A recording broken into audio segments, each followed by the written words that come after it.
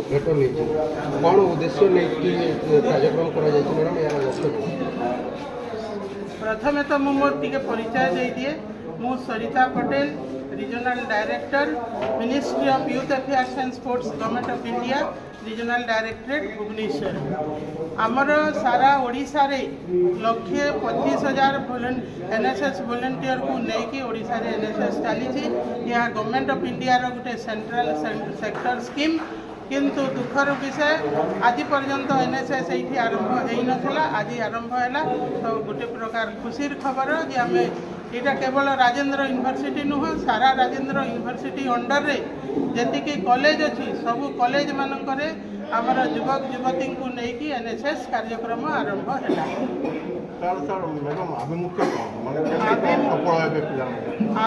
NSS आभिमुख्य है personality development of the student through community service पिला मानकर व्यक्तित्व विकास कम्युनिटी सर्विस माध्यम रे करा जिवो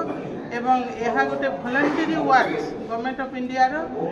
रिकग्निशन मिले पिला मानकु एवं निजर व्यक्तित्व विकास गठन करती।